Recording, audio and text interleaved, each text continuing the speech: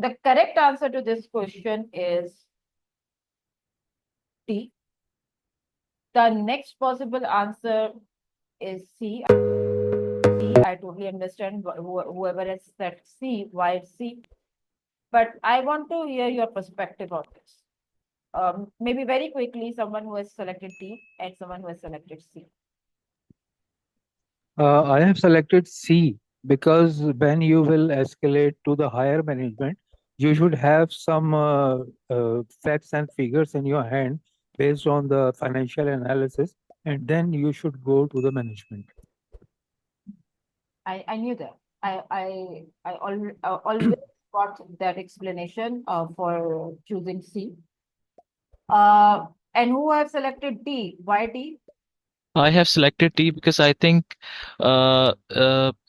first of all, the your financials are involved. Secondly, this is something which can make your project unviable. So I think this should be escalated to the higher management as early as possible. Exactly. So basically, C and D both are correct in the situation because it's some situation is a risk which is beyond your level of beyond. So you had done your due diligence, you had identified this risk, you had identified it with a uh, response plan or probably a level tolerance level within which this risk will be accommodated. Usually, when we deal with situations which involve exchange rate, so we keep a margin as a response plan that maybe this rate may go 5%, plus minus 5% variation, plus minus 10% variation. But in this case, probably the variation is plus minus, for example, 30%. In that case, that is a huge fluctuation.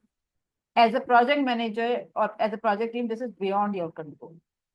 You want to continue with the project with this risk or not, that's also not in your control because this kind of this situation is putting a question mark on your cost benefit analysis and making the project unviable as well.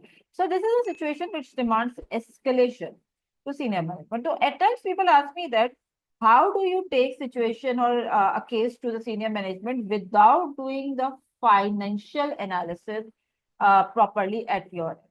So C comes first and D comes later. That's correct. That's actually correct. I am not going to go to my senior management without preparation or without my homework, without my C. But without this C, how am I saying that project is unviable? Of course, I have done my financial feasibility analysis, my cost benefit analysis, my business case reevaluation, on the basis of which I am in a position to say that project may be unviable. Otherwise, how?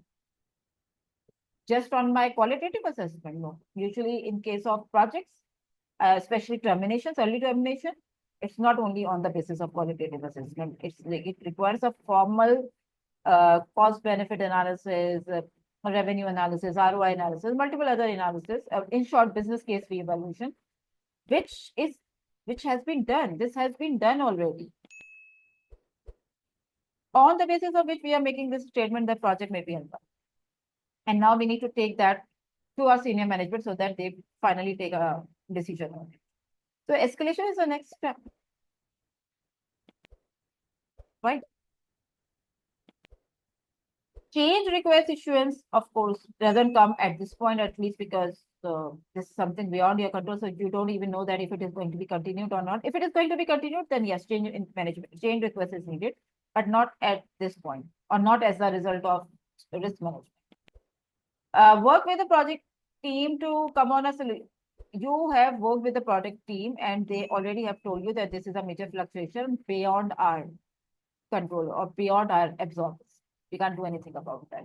So A already is out.